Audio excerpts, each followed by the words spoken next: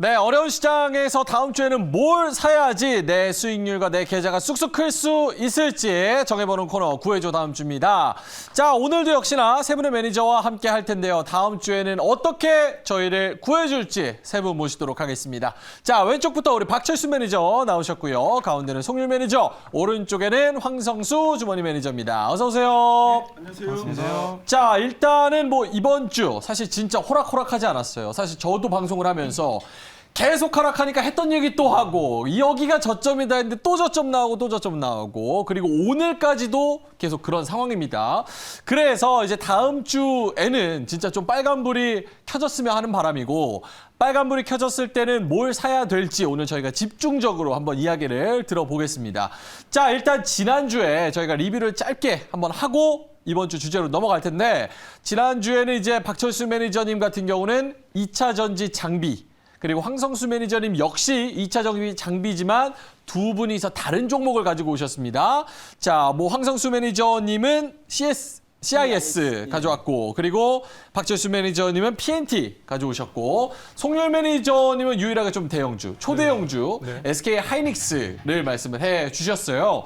요거 이번 주를 구해줬는지 저희가 또 가감없는 방송 아니겠습니까? 네. 저희는 뭐 이렇게 속이고 눈속임하고 이렇지 않습니다. 못했으면 못했다. 잘했으면 또 잘했다. 이렇게 얘기를 하거든요. 세 분 오늘 이번 주까지 요 구해줬는지 수익률 한번 보면서 리뷰를 한번 들어보도록 하겠습니다. 세 분 수익률이 준비되어 있으면 한번 펼쳐주실까요? 자, 세 분의 수익률 PNT와 SK 하이닉스 그리고 CIS는 어떻게 흘러갔는지 한번 얘기를 좀 나눠보겠습니다. 제가 그냥 공개를 할게요. 사실 뭐 자랑도 아닌 것 같아가지고 되게 밝으신 공개하겠습니다. 것 같습니다. 예? 네. 오늘 되게 밝으신 것 같아요. 오늘 밝아요? 네네. 아니에요. 마음은 썩어 문드러져 가고 있습니다. 진짜 다음 주는 저희가 제목만큼 다음 주는 진짜 구해줄 수 있었으면 좋겠습니다. 자, 일단은 황성수 매니저님부터 CIS 최고가 기준으로 플러스 4.6%. 사실 시장에 비하면은 굉장히 선방했다라고 저는 개인적으로 좀 생각하고 싶어요. 왜냐하면 뭐 10%, 20%간 종목들도 있으니까.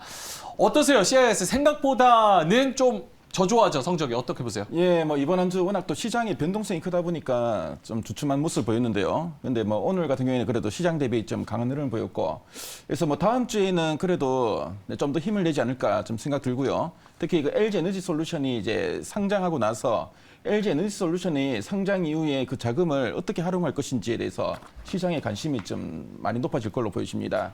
그래서 뭐 CIS 같은 경우에는 전국 공정업체로서 특히 그 LG 에너지 솔루션의 그 미국 투자와 관련해 가지고 상당히 큰 수혜가 좀 기대되는 종목이고요. 그래서 뭐 CIS 뭐 이번 한 주는 조금 좀 행보를 좀 했는데 충분히 한 번 더 레벨을 할 수 있는 종목이라 보여지고요.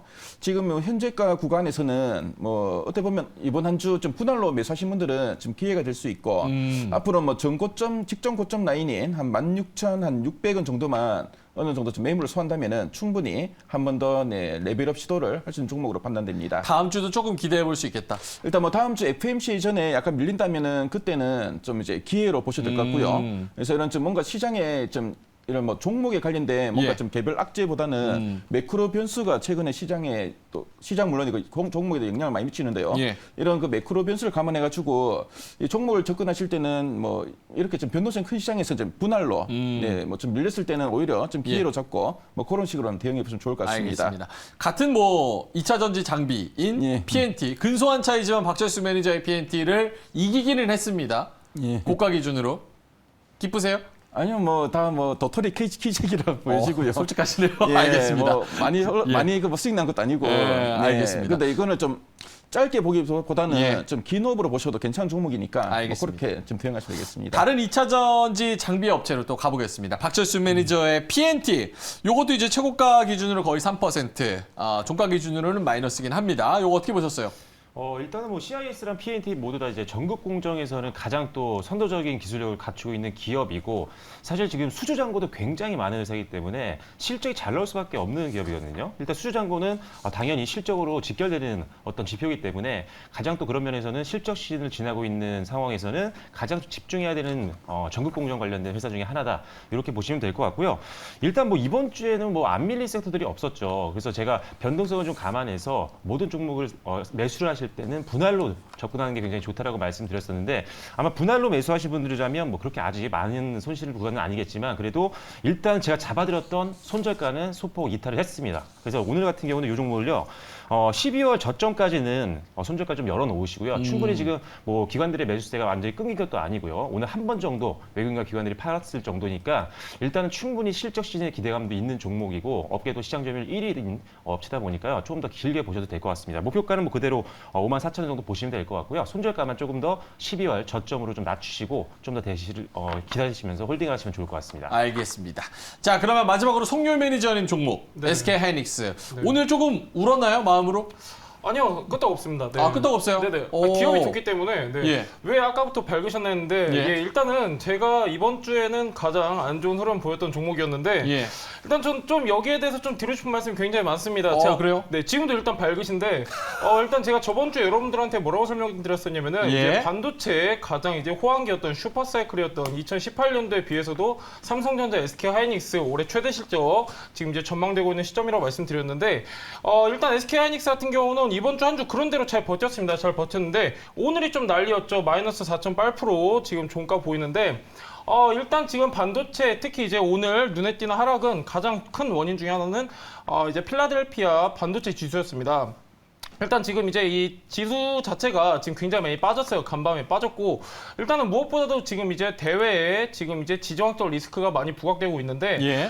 그 중에서도 왜 하필 반도체냐 지금 이제 조 바이든 행정부에서 뭔가를 얘기를 했는데 어떤 내용이냐면은 지금 러시아하고 굉장히 대립 관계가 치열한 상황인데 여기에다가 지금 이제 약간 기름을 부었죠. 이제 계속해서 이런 관계가 악화된다고 하면은 러시아에 반도체 제재를 가할 것이다. 이런 이제 내용이 부각되면서 약간 필라델피아 반도체 지수 하락하고 우리 증시로 봤을 때는 DB하이텍이나 이제 SK 하이닉스 같은 이제 글로벌 반도체 기업들이 많이 타격을 입었었는데 일단은 여러분들 지금 이제 SK 하이닉스 같은 경우는 기업이 나빠서 하락하는 게 아닙니다. 그리고 지금 전체적으로 투자 심리가 악화되어 있는 구간이기 때문에 그리고 제가 이제 차트 설정을 저번 주 그대로 가져왔는데 제가 잡아드린 손절가 부근입니다. 손절가 부근이고 굉장히 의미 있는 구간 잡아드렸는데 약간 이 구간에서 어느 정도 매물 소화 과정이 이루어지고 그리고 이제 약간 단기 돌발 악재였던 지금 이제 투자 심리가 어느 정도 개선된다고 하면은 추가적으로 상승이 이어갈 수 있는 자리이기 때문에 기존의 목표가 그대로 홀딩하시면 좋을 것 같습니다. 알겠습니다.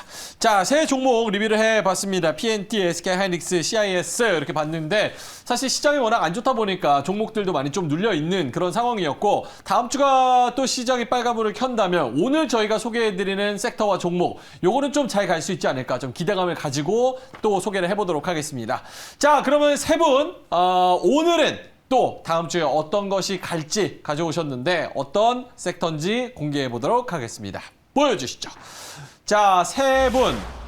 역시나 송유 매니저님은 역시나 반도체, 거기다가 소재 이렇게 말씀하셨고 박철수 매니저님은 한 놈만 팬다. 역시 2차 전지예요. 지금 저희가 3주째 진행하고 있는데 3주째 2차 전지 아닙니까? 지금 4달째 하고 있는 것 같습니다. 4달째 2차 전지로 외치고 있군요. 알겠습니다. 요게 구해줘 다음 주니까 다음 주에는 진짜 2차 전지가 왜 가는지 그 포인트를 잘 잡아서 설명을 한번 해주시면 좋을 것 같고 저는 되게 의외인 거는 황성수 매니저님이 메타버스. 예. 요거를 황성수 매니저님한테 메타버스 얘기는 거의 처음 들은 것 같아요. 거의 예, 1년 넘게 하면서. 예전에 마인드맵을 한번 지나간 적이 있는데 예. 정말 오랜만에 이야기 드린 것 그러니까요. 같습니다. 예. 지금 이 상황에서 FOMC도 있고 여러 가지 뭐 예, 예. 일들도 있는데 메타버스 특히나 예. 성장주가 더 간다고 본다. 예, 예. 알겠습니다. 자, 그러면 세 분 이렇게 세 개의 섹터를 가져오셨는데 반도체, 소재, 2차 전지 그리고 메타버스 어떻게 진행이 되는지 다음 주 구해주는 투자 포인트는 뭔지 설명을 들어보도록 하겠습니다. 먼저 첫 번째로 황성수 매니저님부터 모셔서 저희가 프레젠테이션을 한번 들어보겠습니다. 2차 전지 내용 굉장히 궁금합니다. 특히나 이제 성장주를 외치던 분이 아니라 원래 반도체 이런 거를 외치던 또 황성수 매니저이기 때문에 한번 들어보도록 하겠습니다. 네, 제가 오늘 준비한 주제는 메타버스인데요. 네, 앞에서 우리 앵커님도 좀 당황하셨는데 제가 이 메타버스를 가지고 온 이유가 있습니다. 최근에 그 글로벌 이제 공급망에 대한 우려가 다시 좀 부각되고 있습니다. 특히 지금 보면 러시아와 우크라이나 간의 전쟁에 대한 우려감도 있고 또 미국과 러시아 간의 또 갈등도 좀 나타나고 있고요. 그 때문에 이제 국제유가가 좀 더 오르는 게 아닌가. 그리고 러시아 같은 경우에는 세계 최대의 또 가스를 좀 매장하고 있는 나라입니다. 자, 그러다 보니까 만일에 뭐 미국과 러시아 간에 뭔가 좀 제재가 서로 이제 나타나고 하면은 뭔가 좀 공급망에 또 우려감이 커지는 게 아닐까 이런 좀 우려감이 있고요. 자, 그러다 보니까 일단 전통적인 산업보다는 제가 볼 때는 뭔가 좀 새로운 성장 섹터, 그리고 뭔가 좀 테마로 움직이는 섹터가 다음 주에는 시장을 아웃퍼폼하지 않을까 생각 들고요. 그래서 제가 메타버스를 한번 골라봤습니다. 때마침 메타버스는 최근에 여러 가지 좀 뉴스들이 좀 나왔고요. 특히 이제 정책 모멘텀도 좀 기대되고 있고, 지금 글로벌 또 이제 큰 기업들이 메타버스 관련된 이런 좀 M&A도 하고 있습니다. 그래서 오늘 제가 메타버스를 준비했고요. 제가 오늘 메타버스를 왜 가져왔는지 한 페이지 한 페이지 보시면서 한번 정리해 보시면 좋을 것 같습니다. 알겠습니다. 그래서 뭐 최근에 메타버스 관련된 여러 좀 언론 보도들이 있었습니다. 자, 뭐 가장 큰 뉴스는 마이크로소프트가 82조 원의 블리자드를 인수했습니다. 네, 블리자드가 뭔가 어떤 회사인가 좀 궁금하신 분들 계실 건데요. 블리자드는 예전에 우리나라에서 가장 인기 있었던 게임이 바로 스타크래프트입니다. 지금도 인기 엄청납니다. 예, 스타크래프트를 만든 회사가 바로 블리자드고요. 그래서 블리자드를 인수하면서 마이크로소프트가 세계 3위의 게임 업체로 이제 등극하게 되었습니다. 그래서 이번에 왜 인수냐 보니까 이 마이크로소프트가 이제 메타버스의 경쟁력을 좀 더 좀 키우기 위해서 뭐 게임 업체를 인수도 하고요. 특히 메타버스라는 거는 가상 세계에서 서로 이제 아바타를 통해서 소통하는데 가장 그 유저들이 좀 반복적으로 들어갈 수가 있고 가장 또 시간을 또 좀 효율적으로 때울 수 있는 데가 바로 게임입니다.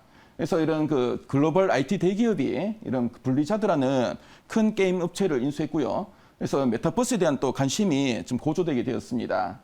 그래서 뭐 아래 뭐 작은 그 제목이 나와 있지만 46년 역사상 최대 규모의 M&A일 정도로 좀 의미가 있었고요. 그래서 마이크로소프트는 메타버스 개발에 핵심 역할을 할 것이다. 이런 또 언급을 썼습니다. 네, 그 정도로 상당히 좀 의미 있는 뉴스였다는 거 참조하시면 되겠고요. 자, 그리고 최근에 뭐 카카오는 여러 가지 좀 노이즈들이 있는 그 회사인데요.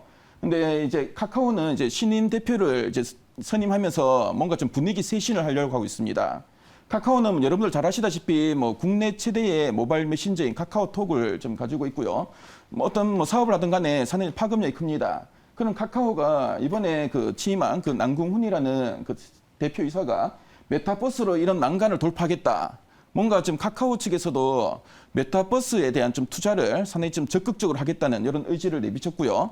그래서 뭔가 좀 우리나라의 뭐 IT 쪽에 특히 소프트웨어 쪽에 가장 큰 기업은 네이버하고 카카오인데 카카오가 메타버스를 직접 언급하면서 지금 이 어려운 위기를 극복해 나가겠다 이런 언급했다는 것은 상당히 좀 의미 있겠다 보시면 되겠습니다. 자, 그리고 이런 기업 외에도 지금 정부에서도 메타버스 쪽에 좀 과감한 좀 지원을 하려고 하고 있고요. 그래서 홍남기 경제부총리는 올해 메타버스에 5,560억 원을 투자하겠다고 이야기했고요. 2026년, 그러니까 앞으로 한 4년 뒤에는 세계 5위의 그 메타버스 그 점유율을 갖겠다. 이런 상당히 좀 큰 포부를 좀 밝히고 있었습니다. 그래서 지금 보면은 뭐 글로벌 그 IT 대기업이나 우리나라의 그 네, 뭐 최대 그 IT 기업들 그리고 네, 홍남기 경제부총리 같은 이런 뭐 우리나라 정부에서도 메타버스에 대해서는 상당히 좀 적극적인 이런 좀 지원과 뭐 투자를 할 예정이라 하고요. 그래서 뭐 지금 원래 그 연초에 나온 뉴스들입니다. 그래서 이런 뭔가 좀 기대감이 좀 형성되고 있기 때문에 주가라는 거는 실적으로 가지만 이런 기대감, 네, 기대감으로도 많이 움직이게 되고요. 지금 뭐 시장에 있는 자금들이 뭔가 좀 갈만한 그런 그 업종 섹터가 크게 없습니다. 그래서 메타버스 관련된 이런 좀 종목들이 다시 한 번 더 좀 힘을 내지 않을까 생각됩니다. 갈만한 업종 2차 전지 있지 않아요? 예, 뭐 2차 전지도 예. 제가 지난주에 했었기 때문에 아, 2차 전지랑? 예, 저는 뭐 2주 연속하려고 하니까 좀 그렇더라고요. 아, 지금 박철수 매니저님 저격하는 겁니까? 아니요, 그게 2주 아니고. 연속 하려니까 좀 그렇답니다. 지금 4달째 하고 있는 사람한테. 예, 한번 메타버스. 그래서 다양한 그 투자 전략을 제시하기 위해서 해봤고요. 좀 다음 페이지 넘어가겠습니다. 예. 그래서 네, 지금 인터넷 쪽은 이제 패러다임이 계속 변하고 있습니다. 예전에 뭐 80년대, 90년대, 2000년대, 2010년대 보시면은 뭐 저 같은 경우에는 뭐 90년대까지가 제 중고등학교를 다녔는데요. 이때까지는 그 PC를 많이 썼었습니다. 근데 보니까 2000년대 제가 군대 제대하고 나니까 사람들이 다 이제 그 휴대폰을 들고 있고 또 스마트폰을 들더라고요. 그래서 2000년대, 2010년대에는 이제 모바일 시대로 바뀌었고 이제 2020년대에는 이제 메타버스로 뭔가 이제 네, 이제 인터넷의 패러다임이 크게 변화할 걸로 보여집니다.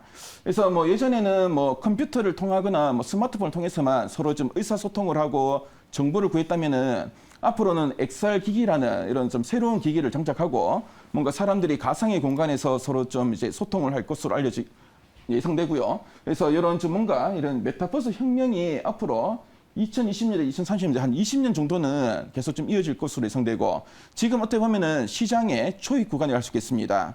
그래서 뭐 관련된 종목들은 아직은 좀 테마주적으로 좀 많이 움직이고 있는데요. 앞으로 뭐 몇몇 종목들은 실적이 본격적으로 지금 나올 걸로 예상되고요. 그래서 이런 좀 기대감이 많은 그 섹터니까 그 점 참조하시고 네, 보시면 되겠습니다. 자, 그럼 네, 그 다음으로 넘어가겠습니다. 예. 그래서 뭐 최근에 앞에서 말씀드린 글로벌 IT 기업들의 네, 이런 좀 적극적인 좀 투자가 이어지고 있고요. 네, 다음 넘어가면은 네, 메타버스 시장의 규모가 상당히 커진다는 걸 알 수 있죠. 그래서 2021년 지난해 대비 2025년에는 3배 가까이 시장이 커지고요. 그리고 2025년 대비 2030년에 또 이제 3배 가까이 시장이 엄청 점핑합니다. 네, 그 정도로 시장은 상당히 좀 탄력 있게 많이 성장할 거라는 점, 이 점을 여러분들 기억하시면 되겠고요. 자, 그 다음 넘어가겠습니다. 그래서 메타버스 쪽을 좀 성장을 알겠는데 우리가 어떤 거를 주목해야 될지 이 점이 여러분들 상당히 궁금하실 겁니다. 그래서 첫 번째는 먼저 뭔가 이제 메타버스도 소프트웨어가 하드웨어로 나눌 수가 있는데요. 소프트웨어, 그 사람들이 메타버스를 왜 활용하려고 하는가 안에 뭔가 좀 컨텐츠가 있을 겁니다. 그래서 컨텐츠 중에서 3D 컨텐츠, 그러니까 뭔가 가상 세계이기 때문에 실제로 뭐 사람들하고 현실 세계에서 있는 것 같은 느낌을 줘야 됩니다. 그래서 XR 기기 쪽에 이런 소프트웨어나 VFX 특수효과 쪽에 기술 가진 업체들이 또 수혜가 기대되고요. 자, 그리고 게임은 앞에서 말씀했지만 이런 가상 공간에서 그 사람들이 그 뭔가 좀 여가를 즐길 수도 있고 오랜 시간을 또 이제 보낼 수가 있고요. 반복적으로 또 할 수 있는 게 바로 게임이라는 이런 콘텐츠입니다. 그리고 엔터테인먼트 같은 경우에도 특히 뭐 팬심이 많은 그런 아이돌 그룹 같은 경우에는 팬들이 24시간 내내 그 자기가 좋아하는 그 아이돌 가수에 대해서 관심을 많이 가지고 있고 뭐 관련된 뭐 상품이나 이런 것에 대해서도 상당히 관심도 많고요. 예. 콘서트도 최근에 보니까 메타버스 안에서 막 하더라고요. 뭐 그런 식으로 엔터테인먼트에 대한 또 활용도가 높을 거니까 이 점도 참조하시면 되겠습니다. 자, 그리고 하드웨어 같은 경우에는 XR 디바이스 쪽에 뭐 관련된 좀 기대감 크고요. 그래서 이런 그 뭔가 좀 이제 혼합 현실, 그러니까 기존의 뭐 스마트폰이나 PC 외에도 XR 디바이스 쪽에 이런 뭐 반도체나 뭐 디스플레이, 이런 카메라나 3D 모듈 쪽에 이런 종목들이 또 관심을 모을 수 있으니까요. 그 점 참조하시고 보시면 되겠습니다. 그래서 뭐 다음 페이지부터는 이런 XR 성장세가 나와 있고요. 그래서 연평균 100% 정도는 꾸준하게 성장이 예상되고, 그리고 지금 다음 페이지 보시면 이제 종목들이 나와 있습니다. 그래서 관련된 상장 업체가 있고요. 그 다음 페이지 보시면은 또 뭐 게임 업종 쪽이 최근에 또 상당히 좀 적극적으로 좀 뭐 관련된 사업을 하고 있습니다. 자, 그리고 그 다음 페이지 보시면은 또 이제 XR, XR 같은 경우에도 상당히 시장이 많이 커질 걸로 알려져 있고요. 관련된 종목들도 쭉 정리되어 있는데 그 노란토 채팅방에 들어오시면 이 자료를 제가 드리도록 하겠습니다. 자, 그래서 뭐 그 다음 보시면은 저 메타버스 끝났어요? 이제 끝났고요. 그래서 이제 다음에 이제 탑픽 종목이 좀 남아 있는데 예. 그거는 뭐 질문을 받고 한번 하도록 하겠습니다. 여기 나와 있는 거는 황성수 매니저 2차 전지 탑픽 힌트라고 나와 있네요. 아, 마음에는 2차 전지를 담고 있나 봅니다. 자, 일단은 메타버스 얘기를 메타버스인데, 쭉 들어봤는데 좀, 약간 마인드맵 보는 것 같았어요. 쭉 쫙 이렇게 펼쳐서 말씀을 해주셨는데 저는 그냥 기본적으로 궁금한 게 메타버스 좋은 거 알겠고 관련 섹터 알겠고 관련 주도 알겠는데 왜 다음 주에 메타버스가 갑니까? 네, 뭐 앞에서 말씀했지만 지금 뭐 전통적인 산업군에 있는 그 종목들이 좀 뭔가 좀 이 공급망에 대한 우려감이나 그 인플레이션 그리고 또 이제 다음 주에도 FMC를 앞두고 있습니다. 예. 그러다 보니까 뭐 금리 올리면 또 성장 섹터가 안 가는 게 아닌가? 아니면 뭐 가치주가 가는가? 가치주는 그러니까요. 또 기저 효과 때문에 뭐 지난해 대비 올해 성장 많이 못할 건데. 그래서 뭔가 좀 새로운 뭐 성장 섹터나 이런 테마 쪽에 뭐 시장에 또 관심이 좀 들어올 것 같고요. 그래요? 나스닥 떨어지는 거 보면은 메타버스 무서울 것 같은데? 예, 그래서 뭐 이런 뭐 메타버스 죄송합니다. 가는데 최근에 정책 예. 기대감도 있으니까 예. 참조하시면 좋을 것 같습니다. 알겠습니다. 일단 진짜 궁금한 건데 지금 11월 달 보면은 메타버스가 약간 주도 섹터였잖아요. 주도 섹터였는데 지금 이제 메타버스 같은 경우는 한 2일 연속 지금 이제 좋은 흐름 보여줬는데 지금 증시 이제 한국 증시 같은 경우는 약간 좀 특이한 게 지속성, 연속성이 없어요. 근데 지금 이제 좋은 흐름 계속해서 다음 주까지 쭉 이어갈 거라고 보시는지 이게 좀 궁금합니다. 그러니까. 제가 볼 때는 일단 어느 정도 지금 기술적인 반등이라도 좀 나오고 있는데 좀 더 갈 만한 구간이 아닌가 보여지고요. 단기적으로는. 네, 뭐 종목마다 좀 차별점은 있는데 그래도 좀 실적 나오는 종목들도 몇 종목 있습니다. 그래서 본업이 있는데 메타버스가 플러스 알파가 된 종목 중에 이번에 뭐 4분기 실적이나 이런 것도 좀 괜찮고 그리고 2022년 연간이나 내년 연간 실적도 꾸준한 성장 이어지는 종목들도 몇 종목 있고요. 뭐 그런 종목들은 메타버스라는 좀 테마에 속해 있지만 뭐 관심 있게 보셔도 사실 괜찮을 것 같습니다. 최근에 이제 뭐 게임주나 메타버스 올라오는 거 보고 저는 솔직히 좀 신기했어요. 네. 약간 다른 거 눌리는데 아 이제는 좀 실적 좋고 튼튼한 뭐 IT나 뭐 이런 거 갈 줄 알았는데 또 갑자기 뜬금없이 또 게임주 막 올라오니까 그런 흐름이 단기적으로 조금 더 이어질 것이다. 다음 주에도. 알겠습니다. 박철수 매니저님. 저는 사실 메타버스를 거의 갖고 나온 적이 없었는데 네. 왜냐하면 이제 실체가 없는 회사들이 굉장히 많았잖아요. 그렇죠. 특히나 이제 지금 이 메타버스 관련된 거를 이제 이용하고 있는 사람들을 보면요, 굉장히 한정돼 있는 것 같아요. 좀 젊은 연령대에 있는. 뭐 저도 써본 적 10대라든지. 없습니다. 저도 안 써봤기 때문에 예. 그런 한정되어 있다는 게 좀 약간 걸리는 부분들이 있고, 그리고 XR 기기가 성장을 하면 또 메타버스는 굉장히 수혜를 볼 수가 있는데 XR 기기가 사실 대중화가 돼 있지는 않잖아요. 저도 제대로 본 적이 거의 없을 정도로. 저도 한번 썼다 토할 뻔했어요. 네, 그래서 사실 어지러워서. 메타버스 관련된 종목이 전체 다 실적이 가야 할 수는 없을 것 같아요. 일단 지금 상태에서. 그래서 이거를 실적 나오는 종목들 위주로 봐야 되는 건지 아니면 전체적으로도 다 붐이 좀 일어서 올라갈 것 같으신 건지. 예, 좋은 그런 질문이시고요. 지난 11월에는 뭐 메타버스 관련된 조금이라도 좀 관련성 있으면 그렇죠. 무조건 다 같이 묻지마로 갔죠. 막 올랐습니다. 근데 지금부터는 뭔가 좀 이제 선별이 필요한 시기가 아닌가 보여지고요. 그래서 뭐 메타버스 관련 중에서도 뭔가 좀 핵심 기술을 가지고 있거나 아니면 지금 뭔가 좀 본업을 좀 하고 있는데 본업이 성장하고 메타버스는 그 성장하는데 좀 플러스 알파로서 뭔가 좀 탄력이 될 만한 그런 종목들이 있습니다. 예. 뭐 그런 종목들은 좀 선별해서 보는 건 괜찮다고 보여지고요. 그래서 뭐 예전같이 그냥 뭐 메타버스 우리도 뭐 한다, 뭐 어떤 회사하고 협업하기로 했다. 예. 뭐 뉴스로만 움직이는 그런 시기는 지났다? 좀 지나지 않았나 보여지고, 그래서 뭐 오늘 요 구해줘 다음 주를 통해서 제가 좀 말씀 많이 못 드렸는데 제가 그 노란톡 채팅방에서 충분히 많이 들은 것 같은데.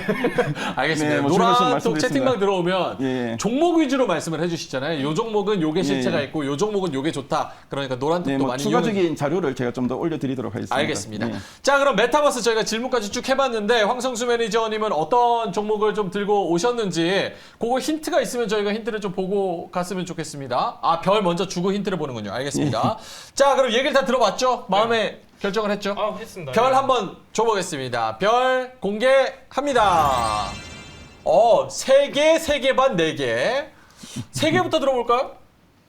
네, 그러니까 이게 왜냐면은 예. 여러분들이 예. 매니저님께서 잘 말씀해 주신 게 뭐냐면 제 질문이랑 연장선상에 있는 건데 이게 전체적으로 가는 시장은 아닐 거라고 보는 거예요. 그래서 굉장히 선별이 중요하다고 생각하기 때문에 별 3개를 보시면서 시청자 여러분들은 이제 진짜 선별에 좀 집중해야 된다. 무작정 묻지마 투자를 하면 안 되는 섹터다. 이런 정도로 경각심을 주기 위해서 메타버스 일단 3개로. 전체로는 3개지만 종목별로는 분명히 좀 매기가 있을 근데 수도 저도 약간 그렇게 보고 있었거든요. 알겠습니다. 왜냐면 본업이 잘 되고 거기 플러스 알파적인 요소가 있는 회사는 좀 볼만할 것 같습니다. 알겠습니다. 송유 매니저님은요? 반개는 예. 뭐예요? 뭐 저번 주에 어떤 분도 저한테 반개 주셨길래 저도 예. 되나 해봤는데 예. 일단 제가 3.5개 드린 이유는 일단요 지금 최근에 지금 이제 메타버스가 올랐던 이유는 딱 하나 있습니다, 여러분들. 지금 뭐 최근에 좀 이제 국제유가도 많이 급등하고 지금 전체적으로 이제 지정학적 리스크가 부각되면서 이런 이제 매크로 변수에서 자유로울 수 있는 무형의 섹터들이 올랐는데 예. 약간 지속성이 지속되기 어렵다라는 관점인 거죠. 예, 굉장히 좋은 건 알겠습니다. 메타버스가 올해 주도 섹터로도 약간 손색 없을 정도로 이렇게 지금 계속해서 관심받고 있는데 약간 그래도 지금 시장에서는 탄력이 좀 떨어지지 않을까 그런 관점에서 3개 반 드렸습니다. 알겠습니다. 저는 4개 드린 이유가 송유 매니저님이랑 오히려 반대되는 의견이거든요. 네네. 아까 종목 바이 종목, 그런 종목 장세라는 거 저게 공감하고 저는 개인적으로 이제 개인들이 경기 민감주 얘기는 많이 하지만 개인들 귀에는 안 들어오는 것 같아요. 이전에 그 2년 전에 카카오 올라올 때, 에코프로비엠 올라올 때 그 성장주의 그 아름다운 추억들, 그거에 많이 좋은 기억들을 갖고 계신 것 같더라고요. 그래서 그런 게 최근에 이제 네오위즈홀딩스나 뭐 이런 메타버스 게임주 올라오는 거에 좀 어느 정도 기여를 하지 않았나 이런 생각이 좀 들어요. 그래서 성장주, 뭐 FOMC가 있고 뭐 그런 거를 다 떠나서 성장주, 특히나 이제 게임, 메타버스, NFT 그런 쪽이 더 가지 않을까 단기적으로는 약간 그런 생각에서 4개를 한번 드려봤습니다. 별 하나 뺀 거는 종목 들어보고 제가 별 하나 추가하도록 하겠습니다. 자, 알겠습니다. 그럼 황성수 매니저는 종목이 굉장히 중요해지는 타이밍인데 종목에 대한 힌트 한번 받아볼까요? 네, 그러면 종목에 대한 힌트 설명하겠습니다. 보여주시죠. 네, 메타버스 몰입감을 극대화할 수 있는데 이 기술이 상당히 좀 중요하고요. 소프트웨어, 하드웨어. 네, 이거는 하드웨어도 있는데 제가 하드웨어는 오늘 보니까 IT 하드웨어 업종이 약간 좀 주춤하더라고요. 예. 그래서 이제 소프트웨어 쪽에 네. 또 실적도 나온 종목이 있습니다. 예. 네, 그 종목 제가 선정해 봤으니까요. 위에 그 2차 전지는 저희가 이게 수정이 안 된다고 합니다. 이거 황성수 매니저님 마음의 소리라서 예, 그게 수정이 안 된다고 하지만 결국은 어쨌든 메타버스 종목이라는 거. 예, 예. 자, 알겠습니다. 황성수 매니저님의 메타버스 그리고 종목 힌트까지 쫙 들어봤습니다. 황성수 매니저님 너무 수고하셨고요. 자리에 앉아주시죠. 자, 이제 반도체 소재 한번 들어보겠습니다. 송유 매니저님. 자, 반도체 뭐 지난주에는 이제 SK 하이닉스 얘기를 했다가 일단은 재미를 못 봤거든요. 소재 쪽으로 넘어가면 조금 더 흥미로울 수 있을지 한번 들어보겠습니다. 예, 일단은 제가 저번 주에 여러분들한테 반도체 약간 좀 포괄적으로 좀 말씀을 드렸죠. 그러면서 이제 반도체 같은 경우는 이제 소부장 중에서도 장비 쪽, 투자가 확대되고 있는 장비 쪽 위주로 보셔야 된다 말씀드렸는데 오늘 제가 여러분들한테 소개해드리고 싶은 섹터는 반도체 중에서도 소재 부문입니다. 소재 같은 경우는요. 일단은 소재도 굉장히 중요한데 반도체 전체적인 흐름을 이해하셔야 됩니다. 반도체 같은 경우 우리나라 굉장히 이제 글로벌적으로 위상이 있고 굉장히 기술력도 인정받고 있는데 지금 시국이 어떤 시국이냐면요. 여러분들 약간 소리 없는 전쟁을 하고 있습니다. 반도체로 인해서. 왜 그러냐면은 자, 여러분들 차량용 반도체 쇼티지 현상 우리나라만 겪은 게 아닙니다. 유럽, 미국 다 겪었죠. 완성차 업체들이. 그러면서 반도체가 굉장히 부각이 됐는데 반도체 같은 경우는요. 지금 소리 없는 전쟁이라고 제가 표현을 한 게 뭐냐면은 저번 주에도 말씀드렸다시피 대만의 TSMC 같은 경우는 52조 투자를 발표했고 삼성전자도 굉장히 큰 투자를 발표하면서 작년 말부터 지금 이제 반도체 관련 업종들 약간 부각되고 있는데 제가 오늘 여러분들한테 말씀드리고 싶은 소재는 투자 쪽보다는 약간 수요와 공급 면에서 우리가 주목할 필요가 있다. 이렇게 좀 말씀을 드리고 싶습니다. 그 중에서도 이제 제가 소재가 굉장히 많은데 그 중에서도 지금 풍기 현상이 가장 대두되고 있는 웨이퍼를 예로 한번 들어보도록 하겠습니다. 웨이퍼. 자, 다음 장 한번 보도록 하겠습니다. 자, 지금 보시면은 국내 주요 반도체 업체들의 웨이퍼 매입 금액입니다. 그러니까 이 금액이 얼마나 큰가에 따라서 중요도가 나타낼 수 있다는 그런 부분인데 자, 삼성전자 DS 반도체 사업 부문입니다. DS에서 전체 원재료 비용의 8.1%인 2조 314억 가량을 매입한 게 웨이퍼입니다. 웨이퍼라는 원재료를 매입을 했는데 약간 반도체의 기본 재료가 되는 약간 얇은 원판입니다. 그 기본 재료를 굉장히 큰 비용을 지금 써가지고 매입을 했다는 거고 SK 하이닉스도 마찬가지입니다. 지금 이제 우리나라 선두 1, 2 주자인데 전체 원재료 비용의 12% 해당되는 금액을 지금 이제 매입을 할 정도로 굉장히 중요도가 큰 게 웨이퍼라는 건데 자, 일단은 제가 오늘 굉장히 중요한 소재들 많은데 그중에 웨이퍼를 선정한 이유는 뭐냐면은 웨이퍼 중심으로 지금 품귀 현상이 나타나고 있습니다. 자, 왜 그러냐면은 자, 다음 장면 보면서 한번 설명드릴 텐데 자, 일단은 이 반도체 소재에 있어서 주요 뉴스 몇 가지 좀 가져왔는데 전체적으로 지금 이제 공급에 대한 문제가 부각되고 있습니다. 지금 보시면은 코로나19 감염된 반도체 올해도 부족 그리고 해소되지 않은 공급난 이렇게 지금 나타나고 있는데 일단 여러분들 수요와 공급에 의해서 가격이 매겨집니다. 자, 중요한 건 뭐냐면은 우리가 왜 이거에 주목을 해야 되냐? 최근에 어떤 일이 있었냐면은 워낙에 지금 이제 투자 심리가 악화되고 수급 쏠림 현상이 나타나다 보니까 약간 최근에 있었던 게 레미콘 업체들 이제 가격 인상한다고 해가지고 관련주들 좋은 흐름 보여줬었는데 자, 지금 보시면요, 지금 이제 전체적으로 공급난이 나타났어요. 그러면은 실질적으로 뭔가 부각이 되는 게 있냐면은. 이제 글로벌 1위 업체에 일본에 있습니다. 일본에 있는데 시네치라는 회사가 있는데 웨이퍼 전문 업체예요. 근데 이 업체에서도 지난 4월에 20%가량 가격을 인상했는데 우리나라에도 이제 국내에 웨이퍼 공급 기업들이 있는데 이 기업들도 마찬가지로 지금 이제 가격을 인상할 것으로 전망되고 있기 때문에 관련주들 체크하셔야 된다. 이런 말씀을 좀 드리고 싶습니다. 다음 장 한번 보시겠습니다. 자, 다음 장 보시면 우리가 반도체 소재 쪽에 우리가 주목을 해야 될 이유입니다. 수요 불균형. 자, 뭐 이제 여러분들도 아시는 내용인데 차량용 반도체는 극히 일부분이었습니다. 근데 중요한 건 뭐냐면은 지금이 어떤 시대입니까? 지금 이제 아까 황성수 매니저님 말씀하셨듯이 지금 메타버스, 인공지능 뭐 이제 다양한 이제 신기술들이 약간 정상궤도에 올라오면서 수요가 굉장히 다변화됐습니다. 그렇기 때문에 수요는 계속해서 늘고 있어요. 근데 반대로 지금 어떻습니까, 여러분들? 제가 저번 주에도 말씀드렸다시피 중국 시안에 이제 우리나라 삼성전자뿐만이 아니라 이제 글로벌 반도체 기업들도 공장이 있는데 시안이 봉쇄 조치됐고 말레이시아도 문제가 있었고 약간 글로벌 반도체 생산기지 중심으로 문제가 하나둘씩 드러나고 있어요. 그럼과 동시에 계속해서 지금 이제 수요 불균형 현상 나오고 있기 때문에 주목하실 필요가 있다라고 말씀드리고 싶고 그리고 중요한 거는 원자재 가격 상승입니다. 자, 지금 중요한 게 뭐냐면은 단순히 웨이퍼만 지금 이제 문제가 되는 게 아닙니다. 자, 웨이퍼뿐만이 아니라 반도체 기판, 이제 전체적으로 반도체 소재 관련된 것들이 지금 이제 많이 가격이 상승하고 있는데 그 원인이 뭐냐면은 특히 이제 작년 말부터 원자재 가격 굉장히 많이 올랐습니다. 많이 오르면서 마찬가지로 그 영향을 받고 있는데 약간 예를 들면 이런 거죠. 웨이퍼나 이제 반도체 기판의 가장 핵심 재료가 되는 뭐 텅스텐, 구리 이런 것도 굉장히 재료가 많이 올랐기 때문에 이런 영향을 전체적으로 우리가 파악을 해봤을 때 지금 이제 반도체 소재 쪽 단기적으로 좀 이제 추가적으로 관심을 받을 수 있기 때문에 주목을 해야 된다 이렇게 좀 말씀드리고 싶고 가장 중요한 건 뭐냐면은 이따가 질문하실 것 같은데 왜 다음 주죠? 이런 질문 또 나올 것 같은데 무조건이죠. 다음 주에 우리가 주목할 필요가 있습니다. 다음 장 보면서 설명드리도록 하겠습니다. 예. 자, 여러분들 최근에 뭐 있었죠? 시장에 CES 있었고 JP모건 헬스케어 컨퍼런스 있었습니다. 관련주들 부각되면서 이제 종목별로 좋은 흐름 보여줬었는데 자, 마찬가지로 반도체도 뭐 하나 있어요. 자, 뭐가 있냐면 얘는 학술대회입니다. 학술대회인데 뭐 학술대회가 뭐냐 하는 분들도 계실 텐데 일단 29회예요. 일단은 우리나라 국내에서는 굉장히 권위가 있고 규모가 최대 규모인 학술대회입니다.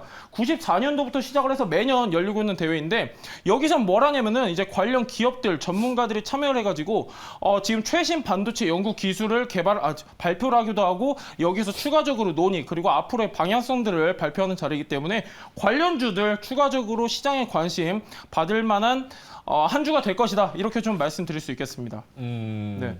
아, 그거 끝이에요? 끝입니다. 예. 알겠습니다. 네. 거기 뭐 이재용 부회장 가나요?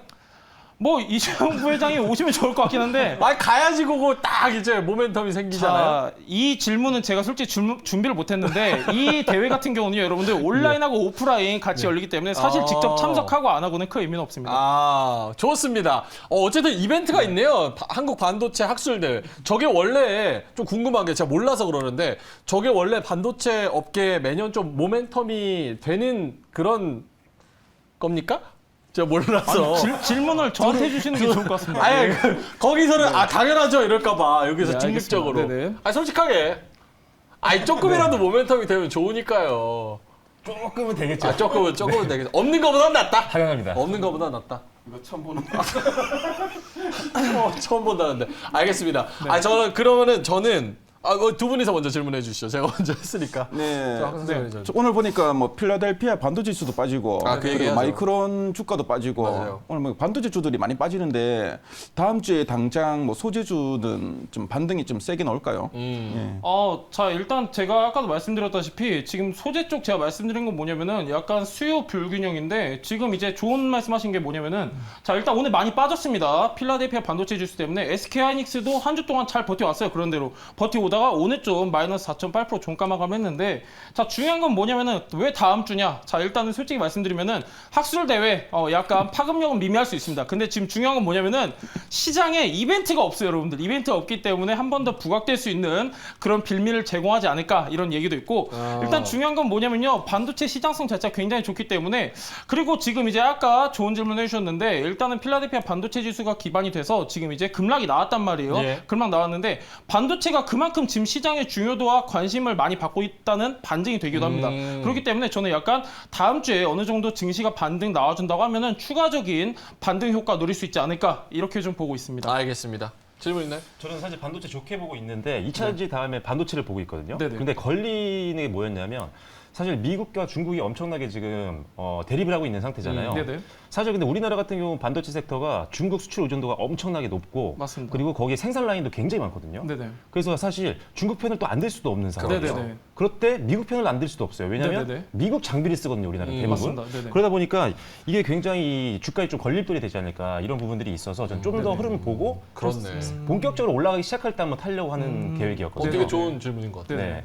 그 부분은 저도 어떻게 약간 생각하세요? 이제 저 내용에 저도 어느 정도 공감을 하고 있는데 약간 이거는 정치적 성향이랑도 좀 약간 관련이 있는 것 같습니다. 중요한 건 뭐냐면은 말씀하신 대로 우리나라 같은 경우는 특히 반도체 중국 의존도가 굉장히 높습니다. 굉장히 높은데 일단 지금 제 개인적인 사견으로는 지금 전 세계적으로 반도체 품귀 현상이 나타났기 때문에 중국에서 굳이 굳이 지금 이제 이런 정치적 문제 때문에 이제 가장 대두가 되고 있는 반도체에 좀 이렇게 안 좋은 영향을 이렇게 좀 받게끔 결정을 할지 이런 부분에 있어서는 전 약간 좀 어느 정도 좀 제한적이다 이렇게 보고 있기 때문에 지금 반도체 같은 경우는요 지금 다른 업종과 약간 전 차별적으로 보고 있습니다. 수요와 공급 차이가 굉장히 크기 때문에 약간 조금 그런 내용에 있어서는 약간 좀 제한적이지 않을까 이렇게 좀 판단하고 있습니다. 실제 내용은 헤드라인만큼 자극적이진 않을 것이다. 그렇죠. 네네. 알겠습니다. 저는 마지막으로 진짜 짧게 시간이 좀 많이 지나가지고 네네. 요게 사실 어쨌든 간에 매기가 쏠리는 거는 시장의 관심도잖아요. 네. 그리고 시장의 관심도가 첫 번째로는 2차 전지, 그리고 두 번째로는 뭐 게임이나 메타버스, 그리고 세 번째로 가야지 뭐 이제 반도체. 약간 요런 느낌인 것 같은데 제 네네. 개인적인 생각이지만. 그래서 약간 매기가 쏠리지도 않고 안 네네. 쏠리지도 않고 그냥 무난하게 흘러갈 것 같다. 설 이후에 좀 뭔가 네네. 이야기가 될 것 같다. 약간 이런 네네. 생각이 드는데 그건 네네. 어떻게 보세요?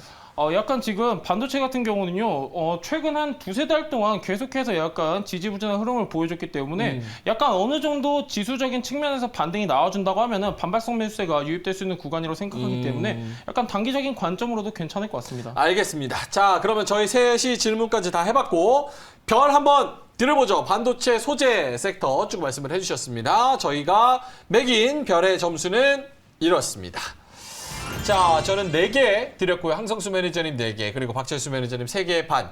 3개 반부터 짧게만. 왜 4개에서 뭐 반 개 정도는 빠졌는지. 아니 사실 중장기로 보면 저는 5개 줘도 부족하다고 생각하는데 저도 그렇게 생각해요. 근데 지금 이제 아까 말씀드렸던 이 미중 이 갈등 때문에 이게 사실 최근에 이제 투심이 많이 약해진 상태이기 때문에 그런 거를 또 생각하고 강하게 매수세가 좀 못 들어올 수 있지 않을까. 그래서 일단 길게는 당연히 좋게 보지만 지금은 조금 그런 부분이 좀 걸려서 한 개 반을 좀 뺐어요. 정치적인 이슈. 네. 저도 한 개 뺀 게 이제 설이라는 연휴가 껴있잖아요. 네. 사실 반도체 소재를 보시는 분들은 좀 롱텀으로 좀 느긋하게 보시는 분들이 많잖아요. 근데 그분들은 급할 게 없는데 다시 이제 뭐 계좌에 돈 들어왔다고 해가지고 요거를 급하게 다음 주에 살까? 약간 여기서는 물음표가 좀 찍혀가지고 저는 한 개 뺐습니다. 황성수 매니저님. 예, 저도 뭐 반도체 펀더멘털은 상당히 좀 탄탄하고 성장성도 좋은데 일단 뭐 다음 주에는 여러 가지 매크로 변수가 있는 것 같고요. 뭐 미국, 중국도 그렇지만 미국, 러시아 쪽에 또 이런 여러 가지 또 변수가 있고 그래서 뭐 다음 주 일단 뭐 잘 갈 수 있을까 약간 좀 그런 조금 이제 의구심? 의문이 있어가지고 네. 한 개만 뺐습니다. 알겠습니다. 어쨌든 뭐 이것도 또 종목 바이 종목이니까 어떤 종목을 또 가지고 오셨는지 힌트 한번 들으면서 송유 매니저 PPT 마무리하겠습니다. 종목 힌트 공개해 주시죠. 예, 제가 오늘 여러분들한테 소개해드릴 종목은 반도체 소재에 있어서 중심 기업이다 이렇게 좀 말씀드리고 싶은데 자세한 내용은 제가 조금 이따가 풀어드리도록 하겠습니다. 알겠습니다. 반도체 소재 중심 기업 이렇게 힌트를 주셨습니다. 자, 송유 매니저님 수고하셨고요. 자, 그럼 다음은 2차 전지 프린스 우리 박철수 매니저님의 PPT 한번 들어보겠습니다. 지금 4달째 2차 전지 계속해서 외치고 있고 그로 인해서 수익 난 것도 굉장히 많습니다. 자, 2차 전지 다음 주에 왜 가는지 박철수 매니저의 PPT 한번 들어보겠습니다. 네, 안녕하세요. 박철수 매니저입니다. 자, 오늘도 역시나 2차 전지를 들고 나왔습니다. 지금 새해에 들어서 3번째 방송을 나왔는데 2차 전지를 또 가져 나왔죠. 3번 연속입니다. 일단은 지금 2차 전지를 여러분들께 소개해드린 이유는요. 지금 시장이 굉장히 어렵습니다. 난이도도 굉장히 높고 어디에 투자해야 될지 굉장히 확신을 갖고 투자처를 찾기가 어려운 상황인데 사실 지금 상황에서 가장 실적에 대한 기대감이 높고 이런 실적에 대한 안정성도 있을 뿐만 아니라 성장에 대한 기대감까지 있는 섹터를 고르라고 한다면 저는 당연히 2차 전지라고 말씀드릴 수가 있을 것 같습니다. 일단 실적 기반이 되기 때문에 여러분들이 지금 계속적으로 지켜봐야 되는 섹터라고 보시면 될 것 같고요. 자, 다음 화면 보시면서부터 본격적으로 투자 포인트를 살펴보겠습니다. 자, 일단 투자와 실적의 연관성이라고 적어놨는데 지금 많이 뉴스를 보시면 아시겠지만요. 2차 전지 관련 섹터에 대한 글로벌 기업들의 투자가 연이어서 나오고 있습니다. 물론 반도체도 나오고 있기 때문에 우리가 주목을 해야 되겠지만 2차 전지 쪽에서 엄청난 투자가 나오고 있죠. 현대차도 마찬가지고요. 그리고 SK계열도 마찬가지고요. LG에너지 솔루션도 마찬가지고 삼성, SDI도 마찬가지입니다. 그만큼 지금 공격적으로 투자를 하고 있는데 뭐 현대자동차는 지금 8.1조 원, 그다음에 SK이노베이션, 이제는 SK온이죠. 6조 원 가까이, 그다음에 LG에너지 솔루션도 역시나 6조 원 가까운 규모의 투자가 예정이 되어 있는 상태입니다. 추가적으로 투자가 계속 이어질 걸로 보고 있는데 일단 투자가 이어진다라고 한다면 일단 공장 증설이라든지 이런 것들이 생길 거예요. 그렇게 되면 당연히 여기에 장비주들이 들어가게 됩니다. 따라서 장비주들이 항상 증설이라든지 투자가 본격화될 때는 가장 먼저 수혜를 받을 수 있는 종목군이다. 이렇게 보시면 될 것 같아요. 그래서 소재도 좋지만 소재는 좀 비싸다고 제가 몇 번 말씀드렸었죠. 그래서 눌림을 이용한 공략은 괜찮지만 일단 지금 상태에서는 투자와 가장 직결되는 수혜가 기대되는 일단 장비주, 부품주를 여러분들이 보시면 좋을 것 같습니다. 자, 두 번째 화면 보시면요. 일단 지금 2차 전지 섹터에서 여러분들께 말씀드리는 부분은 역시나 이 부분입니다. 자, 지금 이런 질문을 하신 분들이 있었어요. 뭐냐면 배터리 기업들, 배터리가 아니라 글로벌 완성차 기업들이 이제 내재화를 하겠다, 배터리를. 이런 뉴스들을 많이 보셨기 때문에 그러면 이제 우리 국내 배터리 기업들 이제 피해를 보는 거 아닌가, 점유율이 더 낮아지는 거 아닌가 이런 걱정을 하실 텐데 지금 최근에 글로벌 완성차 업체들의 흐름들을 보면요. 내재화를 하긴 하는데 우리나라 회사들이랑 합니다. 우리나라랑. 자, SK온은 포드랑 같이 하고 있죠. LG에너지솔루션은 스텔란티스와 GM 그리고 최근에 혼다까지 이제 협력 관계를 쌓아 나가고 있는 상태입니다. 거기다가 삼성 SDI도 역시나 스텔란티스와 지금 거래를 하고 있는데 추가적으로 이제 폭스바겐이라고 하는 글로벌 최대 완성차 업체와도 지금 각형 배터리 관련된 접촉을 하고 있어서 또 추가적인 계약도 좀 기대를 해볼 수 있는 상황입니다.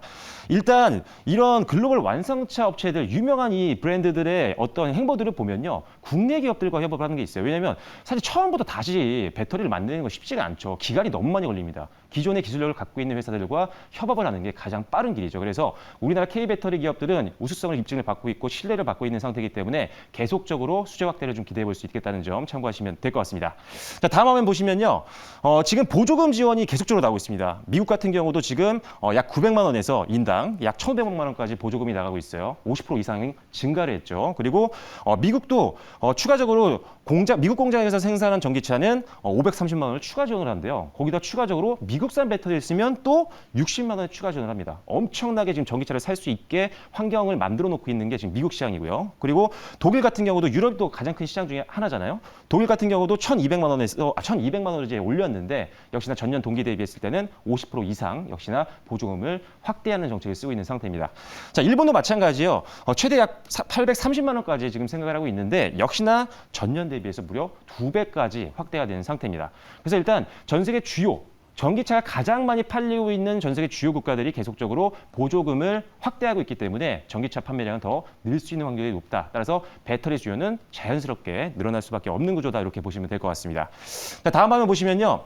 자, 그런데 문제는 이제 우리나라만 이상하게 보조금을 낮춰버렸어요. 지금 보시면 자, 여기가 지금 보조금인데 보조금이 지금 작년 대비 낮아졌어요. 승용차는 800만 원에서 700만 원으로 지금 줄어든 상태고요. 예. 그리고 소형 화물차 같은 경우는 1,600만 원에서 1,400만 원으로 줄어들었습니다.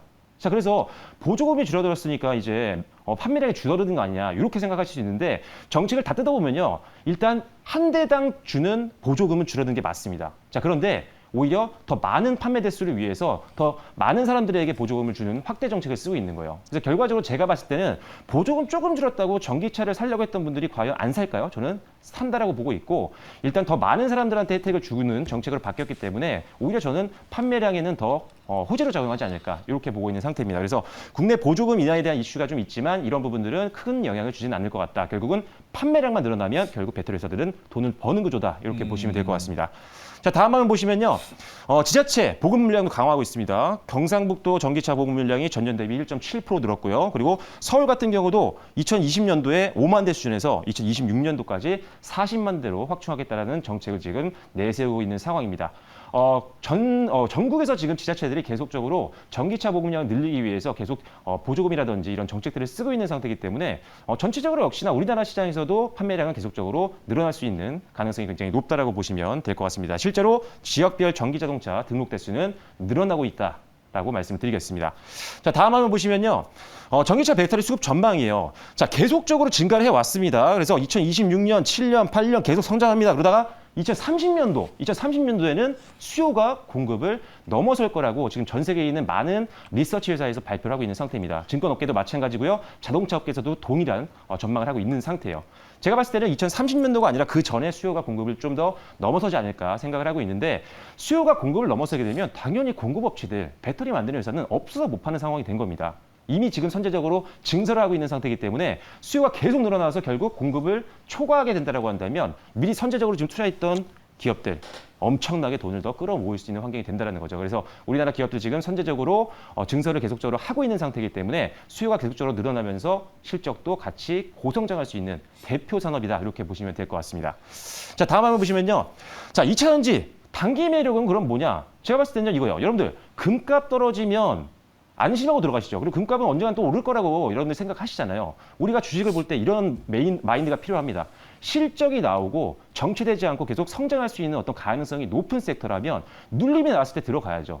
지금 전체적으로 많은 섹터들이 이번 주 폭락장에서 대부분 하락을 했습니다. 그런데 여기서 과연 투자 심리가 떨어져 있는 많은 시장 참여자들이 과연 어떤 종목을 살지를 생각을 해보셔야 돼요. 안정성을 찾기 시작할 겁니다. 그렇게 되면 실적이 지금도 잘 나오고 있지만 올해 정책적으로나 어떤 전방 산업의 수요를 봤을 때 실적이 늘어날 수 있는 기업들로 베팅을 할 거라는 거죠. 그래서 지금 제가 봤을 때는 계속적으로 2차 전지의 비중은 어느 정도 계속적으로 확보하고 있는 게 좋겠다라고 말씀을 드리겠습니다. 알겠습니다. 자, 박철수 매니저는 2차 전지 단기 매력까지 말씀을 해주시면서 마무리를 지어주셨는데요. 저는 아까 그 질문은 없고 추가적으로 아까 그 보조금 얘기를 하셔가지고 네. 중국 정부도 이제 보조금을 30% 삭감한다고 작년 이제 12월에 딱 얘기를 했어요. 그러면서 CATL의 매력도는 좀 떨어지고 네. 오히려 좀 경쟁력 있는 그 LG엔솔 같은 경우는 네. 또 주목을 받는 그런 상황이거든요. 그런 면에 있어서도 중국의 보조금 삭감 정책 요런 거 플러스해서 LG엔솔이랑 우리나라 좀 경쟁력 있는 그런 2차 전지 업체들이 네. 좀 탄력을 받을 수 있겠다. 약간 네. 이런 생각도 들었습니다. 자, 송유 매니저님 질문. 근데 저 질문하실 줄 알았는데 질문이 여기서 하는데. 제가 그래서 끝나는 거 말씀드렸죠. 깜짝 제가 놀랐는데. 코멘트라고 말씀드렸죠. 예. 예. 자, 일단 이게 가장 이제 투자자분들 입장에서는 가장 궁금한 내용 중에 하나일 것 같은데요. 일단 최근에 LG 엔솔에 굉장히 많은 관심하고 자금이 쏠린 만큼 제가 궁금한 거는 제가 2차 전지 갖고 있는 사람이라면은 지금 이제 LG 엔솔 상장 앞둔 시점이잖아요. 과연 이 LG 엔솔 상장 이후에도 약간 단기적으로 봤을 때 긍정적인 흐름 예상되는지 어떻게 보시는지 좀 궁금합니다. 저는 긍정적으로 봅니다. 특히 장비 쪽을 보는 건데 실적 폭증이 좀 예상이 되거든요. 올해 고성장이 예상이 되고 있는 상태고 LG 에너지 솔루션과 거래 관계가 있는 회사라면 더 금상첨화겠죠. 그래서 여러분들이 지금 장비주를 할 때 LG 에너지 솔루션과의 어떤 거래 관계가 있다라거나 또는 관계가 형성될 수 있을 만한 가능성이 있는 기업들. 그러려면 일단 기술력이 있어야겠죠. 그래서 업계에서 주력 사업이 선도 기업인 회사들, 예를 들어서 시장 점유율이 좀 높은 사업을 영위하고 있는 기업들이라면 충분히 지금 LG 에너지 솔루션 이슈로 오히려 힘을 받을 수 있을 걸로 보고 있는 상태입니다. 알겠습니다. 황성수 매니저님 질문 있으면 짧게만. 저희 시간이 없습니다. 예, 저도 그 2차 전지를 상당히 좀 좋아하고요. 제 마음속에도 있는데 앞에서 그 2차 전지 수요처 중에 전기차 쪽의 성장성을 많이 이야기하셨는데 네. 또 다른 수요처인 그 ESS 네. 에너지 저장 장치 같은 경우에는 네. 어떻게 보시는지 궁금합니다. 에너지 저장 장치에 대해서도 개인적으로 관심은 있지만 이게 성장 자체가 사실 전기차에 비할 바는 안 되는 것 같아요. 그래서 잘 안 보고 있는데 개인적으로 이런 건 보고 있어요. 에너지 저장 장치 쪽에 이제 폐배터리가 들어가잖아요. 어떻게 보면은 폐배터리 중에 이제 재사용하는 것들이 이제 출력이 낮아지니까 이제 ESS로 가기 때문에 오히려 저는 ESS 시장을 보기보다는 이런 재활용하는 회사들, 이런 쪽 배터리 회사들은 좀 괜찮을 것 같아요. 그래서 그런 쪽으로 보고 있고 일단 성장성 자체가 전기차의 어떤 성장성이 훨씬 높다라고 보기 때문에 ESS보다는 전기차 쪽에 주목을 하는 게 더 맞을 거라고 보고 있습니다. 알겠습니다. 자, 그럼 빠르게 진행을 좀 해보겠습니다. 저희가 세 명이서 또 별점을 결정을 해봤습니다. 내 마음속의 별점 어떻게 2차 전지에게 줬는지 공개하도록 하겠습니다. 보여주시죠. 자, 저희는 여기 별점 제일 높네요. 저는 4개 반, 송유 매니저님 4개, 황성수 매니저님 4개 반. 사실 뭐 저는 간다면 2차 전지가 다음 주에 간다고 보고 있고, 송유 매니저님 왜 하나가 빠졌는지 좀 궁금해요. 짧게만. 예, 일단은 뭐 지금 수급 불균형 현상이 계속해서 시장에 남아있기 때문에 약간 이런 부분 때문에 굉장히 내용 자체는 좋지만은 약간 불확실성 하나 뺐습니다. 알겠습니다. 자, 그러면 박철수 매니저님 탑픽 힌트 한번 들어봐야겠네요. 탑픽 힌트 한번 들어볼까요? 네, 별점 여러분들 많이 오늘 받았는데. 굉장히 힘든 시장이었음에도 불구하고 2차 전지 장비주들 중에는 오히려 올라갔던 종목들도 많이 있었습니다. 그만큼 지금 장비주에 대한 기대감이 높은 상황이니까요.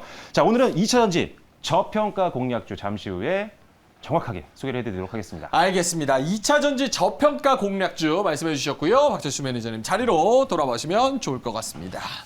자, 세 분의 뭐 여러 가지 섹터를 들어봤습니다. 뭐 메타버스도 말씀을 하셨고 반도체 소재 그리고 2차 전지까지 쭉 말씀을 해주셨는데 저희가 이제 빠르게 종목 바이 종목 다음 주에는 어떤 종목이 갈지 그게 가장 중요한 것 같습니다. 자, 그래서 세 분이 어떤 종목을 가져오셨는지 바로 또 공개를 하겠습니다. 시간이 많이 지나서 한 분당 한 1분 정도 드릴 수 있을 것 같아요. 자, 일단 황성수 매니저님 먼저 한번 가보겠습니다. 황성수 매니저님 메타버스 안에서 어떤 종목이 갈 거라고 생각하시는지. 예, 그 메타버스 안에서 제가 선정한 종목은 바로 덱스터입니다. 덱스터. 예, 뭐 덱스터는 뭐 여러분들 뭐 잘 아시는 분들 많으실 건데요. 시각 특수 효과를 주로 하는 업체인데 특히 그 메타버스 같은 경우에는 이제 가상 현실에서 서로 이제 아파트끼리 만나기 때문에 뭔가 좀 현실감, 몰입감이 중요합니다.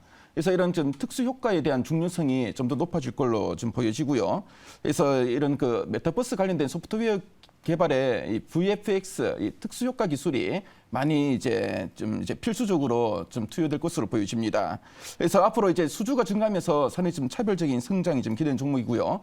앞으로 이제 위드 코로나 이후에 뭐 영화나 뭐 드라마 업계가 좀 회복된다면은 이 회사는 뭐 이제 특수 효과 회사이기 때문에 그 제작 편수가 늘수록 가파른 이익 성장이 좀 기대됩니다.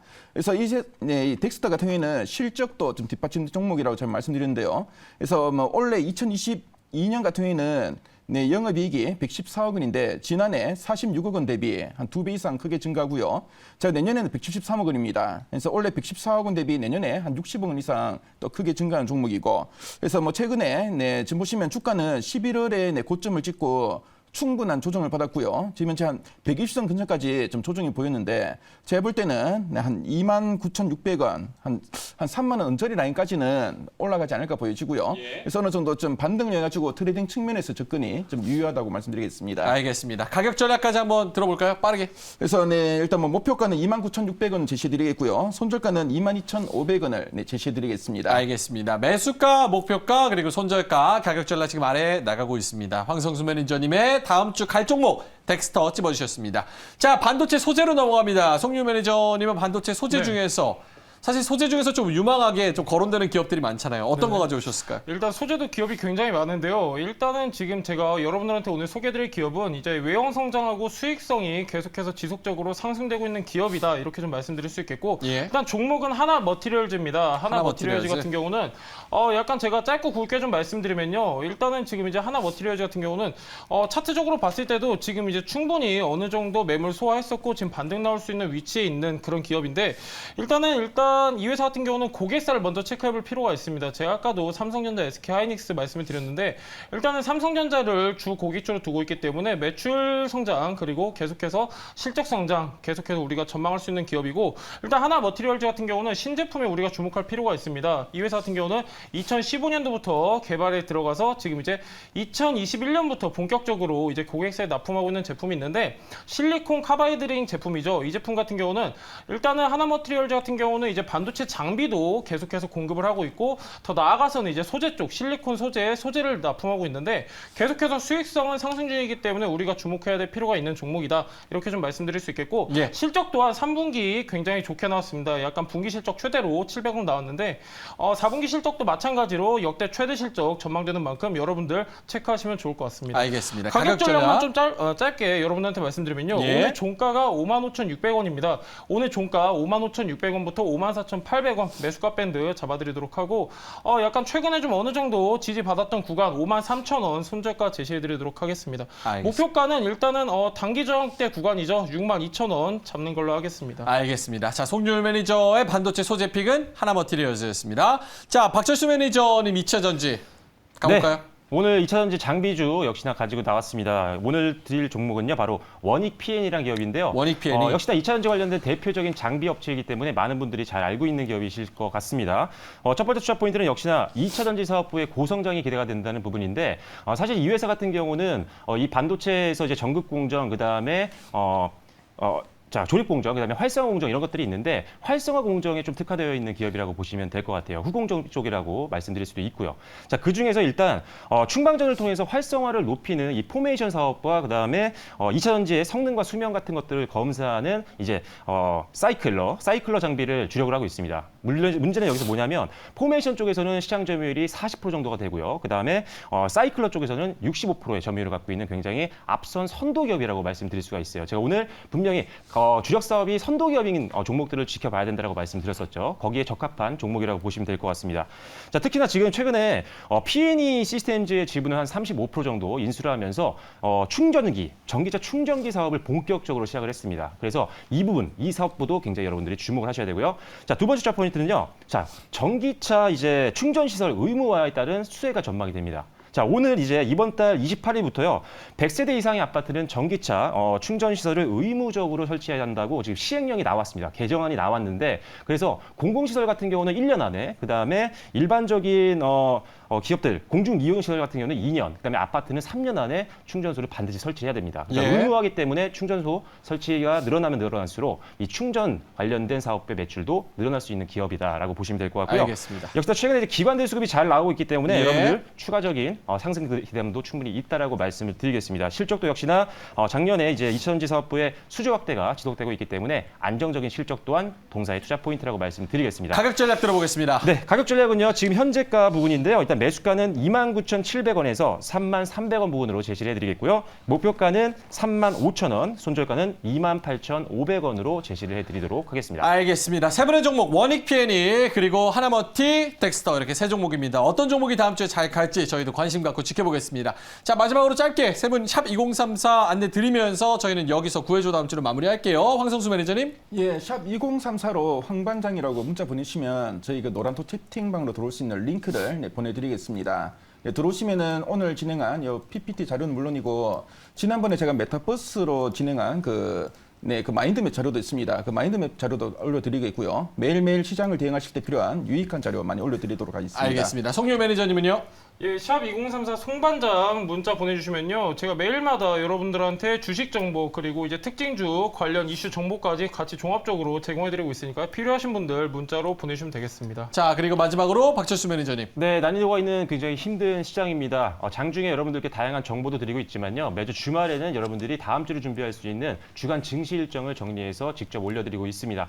다양한 정보와 그다음 전략들, 대응 전략을 알고 싶으신 분들은요. 샵 2034번으로 박반장이라고 문자 보내주시기 바랍니다. 알겠습니다. 다음 주를 구해줄 우리 구조대 세 분과는 여기서 인사를 드리도록 하겠습니다. 구해줄 다음 주 세 분 수고하셨습니다.